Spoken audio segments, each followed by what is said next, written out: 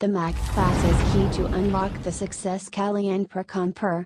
नमस्कार दोस्तों, स्वागत है आपका माउंटेन एकेडमी कैंपस के online platform the Mac classes में। अभी तक हम लोगों ने अर्थव्यवस्था के सिलेबस के बारे में बात की थी कि हम लोग को क्या क्या पढ़ना है। तो उसी क्रम में हम लोग अब आगे बढ़ने जा रहे हैं कि अपना पहला टॉपिक उठाने अर्थव्यवस्था का, कि उसका नाम क्या है, अर्थव्यवस्था का परिचय, इंट्रोडक्शन ऑफ इकोनॉमिक्स। अर्थात हम लोग इसमें बात करेंगे इकोनॉमिक्स शब्द की उत्पत्ति कहाँ से हुई और इकोनॉमिक्स का साधारण शब्दों में अर्थ क्या है, ये सारी चर्चा करेंगे। आइए जुड़िए मेरे साथ, देखते हैं कि इकोनॉमिक्स शब्द की भी बात करेंगे कि इसकी उत्पत्ति कैसे हुई है। तो ये यूनानी भाषा, यह यूनानी भाषा का शब्द है और इकोनॉमिक्स दो शब्दों से मिलकर बना हुआ है। एक का नाम है ओइकोस और एक का जो नाम है नोमोस। आप लोग कहेंगे इसका मतलब क्या हुआ, तो यहाँ पर ओइकोस का जो मतलब निकल के आता है सामने, उसे कहते हैं हाउस होल्ड, अर्थात परिवार, अर्थात गृह। वहीं पर नोमोस का जो अर्थ निकल के सामने आता है, हम लोग देखते हैं क्या, प्रबंधन, मतलब मैनेजमेंट। फिर इन दोनों को जब हम लोग एक कर देते हैं तो इससे एक शब्द निकल के आता है ओइकोनोमिया। ओइकोनोमिया, इसी ओइकोनोमिया से इकोनॉमिक शब्द की उत्पत्ति होती है। और इसके आगे हम लोग देखेंगे कि इकोनॉमिक्स में कि इसको बांटा गया है, कितने क्षेत्रों में इसको बांटा गया है इकोनॉमिक्स को, कि इकोनॉमिक्स को दो भागों में बांटा है। एक का नाम है माइक्रो, एक का नाम है मैक्रो। तो पहला प्रश्न बनना चाहिए कि इसको बांटा किसने। तो इसको इकोनॉमिक्स को दो पार्टों में 1933 में एक अर्थशास्त्री थे, उनका नाम रगनार फ्रिस्क।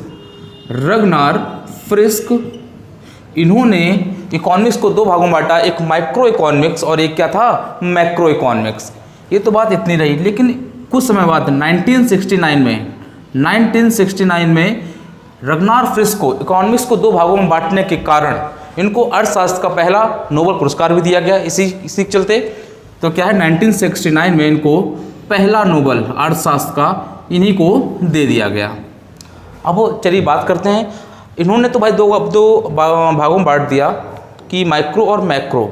इसको हिंदी में क्या कहेंगे, तो माइक्रो को कहते हैं हम लोग व्यष्टि, वहीं पर मैक्रो कहते हैं समष्टि। ऐसे में फिर हम लोग को जान लेना चाहिए कि माइक्रो का मतलब क्या होता है, अर्थात व्यष्टि अर्थव्यवस्था का मतलब क्या होता है और समष्टि अर्थव्यवस्था का मतलब क्या होता है। तो हम लोग बात करेंगे माइक्रो इकोनॉमिक्स की। तो हम लोग देखेंगे कि माइक्रो इकोनॉमिक्स में क्या निकल के आता है कि जब भी हम लोग अर्थव्यवस्था में उसके छोटे छोटे पहलुओं का अध्ययन करते हैं तो वह किसका भाग होता है, वो माइक्रो इकोनॉमिक्स का भाग होता है। अर्थात माइक्रो इकोनॉमिक्स में इंडिविजुअली बात की जाती है, व्यक्तिगत रूप से बात की जाती है, किसमें, माइक्रो इकोनॉमिक्स में। फिर वही बात की जाएगी, जैसे इसका उदाहरण स्वरूप समझूं, किसी पेड़ है, उस पेड़ का जो एक पत्ती है, एक पेड़ है, उसकी जो एक पत्ती है वह माइक्रो इकोनॉमिक्स का भाग होगी। वहीं पर जब हम लोग मैक्रो की बात करेंगे कि जब अर्थव्यवस्था के बड़े बड़े पहलुओं का अध्ययन हो, बड़े बड़े टर्म्स का अध्ययन हो, तो वो किसके तहत आएगा, समष्टि अर्थव्यवस्था के तहत। जैसे कि मैंने बताया था माइक्रो इकोनॉमिक्स में क्या आ रहा है आपका, किसी पेड़ की पत्तियां आ रही हैं, उसी प्रकार से जो मैक्रो है उसमें पूरे पेड़ का अध्ययन किया जाएगा। सिंपल सा कॉन्सेप्ट ये है। लेकिन अर्थव्यवस्था की भाषा में समझें कि माइक्रो क्या है, कि यहाँ पर हम लोग डिमांड एंड सप्लाई की बात करेंगे, डिमांड एंड सप्लाई की बात करेंगे, वो भी किसके आधार पर, वो भी किसके, इंडिविजुअली के आधार पर। मतलब व्यक्तिगत रूप से डिमांड एंड सप्लाई, अर्थात हम आप जैसे ही बाजार जाते हैं और बाजार से हम लोग क्या करते हैं, कोई चीज़ खरीदते हैं और उसके बदले में हम लोग पैसा दे रहे हैं, तो सब क्या है, वो डिमांड एंड सप्लाई, अर्थात मांग एवं आपूर्ति की ये घटना है। और वो किसकी इकोनॉमिक्स के तहत आएगा, वो आता है किसका, व्यष्टि अर्थव्यवस्था के तहत आता है। फिर वही बात करेंगे मैक्रो इकोनॉमिक्स में क्या आएगा, ऐसे में कहेंगे आपको, तो मैक्रो इकोनॉमिक्स हम लोग बात करेंगे जैसे कि किसी देश की अर्थव्यवस्था में जीडीपी का योगदान हो गया। जीडीपी क्या है, एक होल है, मतलब बहुत ही बड़ी एक मात्रा है, इसीलिए इसको जीडीपी को इसमें मैक्रो इकोनॉमिक्स में रखा गया है। ये इंडिविजुअली नहीं होता है, ये सबका होल सम होता है, ये क्या चीज़, मैक्रो इकोनॉमिक्स, समष्टि अर्थव्यवस्था। ये तो बेसिकली अंतर हो गया माइक्रो और मैक्रो इकोनॉमिक्स में। फिर वहीं ऐसे भी निकल के आता है कि माइक्रो इकोनॉमिक्स के फादर कौन कहलाते हैं। माइक्रो इकोनॉमिक्स के अर्थात व्यष्टि अर्थव्यवस्था के जो जनक कौन कहलाते हैं, तो इनका नाम है एडम स्मिथ। एडम स्मिथ, ये एडम स्मिथ वही हैं जिनको हम लोग अर्थव्यवस्था का या अर्थशास्त्र का जनक कहते हैं। प्रश्न आ जाए कि अर्थशास्त्र का जनक कौन है, तो यहाँ पर भी कौन आएगा, एडम स्मिथ। तो एडम स्मिथ हम लोग दो जगह पढ़ रहे हैं, जब अर्थशास्त्र के जनक की बात की जाए तो एडम स्मिथ, वहीं पर जब कहा जाए कि माइक्रो इकोनॉमिक्स अर्थात व्यष्टि अर्थशास्त्र के जनक कौन है, तो एडम स्मिथ हैं। एडम स्मिथ ने एक बुक लिखी थी, wealth of nation. Wealth of nation, wealth of nation के कारण ही इनको क्या कह दिया गया, अर्थशास्त्र का जनक कह दिया गया। फिर वही बात करेंगे मैक्रो इकोनॉमिक्स के जनक, तो मैक्रो इकोनॉमिक्स को भी किसी ने जनक कहा गया होगा। ये याद रखिएगा, माइक्रो और मैक्रो को बांटा था रविनार फ्रिस्क ने, ये जनक नहीं है। तो मैक्रो इकोनॉमिक्स के जो जनक हैं, यहाँ पर एक नाम आता है जॉन मोनार्ड कीन्स।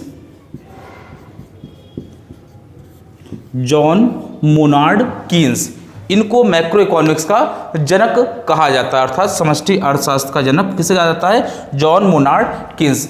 ये तो आज इंट्रोडक्शन हो गया है बिल्कुल इकोनॉमिक्स का बेसिक, कि हम लोग के इकोनॉमिक्स का जो इंट्रोडक्शन कहाँ से आया, ये शब्द की उत्पत्ति कहाँ से हुई, कितने भागों में बांटा गया है, माइक्रो मैक्रो, इनके जनक कौन है, ये सब बात कर ली हम लोगों ने। अब अगले हम लोग जो टॉपिक में हम लोग पढ़ेंगे, अगले क्लास में पढ़ने जाएंगे, हम लोग पढ़ेंगे इन्फ्लेशन के बारे में, मुद्रास्फीति के बारे में, कि क्या होती है मुद्रास्फीति। महंगाई इसको आसान भाषा में कहते हैं, और महंगाई क्या होता है और आसान भाषा में समझें तो हम लोग को कहना पड़ेगा कि कीमतों का बढ़ना, कीमतों का बढ़ जाना क्या कहलाएगा, इन्फ्लेशन कहलाएगा, मुद्रास्फीति कहलाएगा। तो इस क्लास को हम लोग नेक्स्ट क्लास में जारी रखेंगे, तब तक के लिए जुड़े रहिए द मैथ क्लासेस के साथ। जय हिंद, जय Bharat. The math class is key to unlock the success Callie and Prakon per.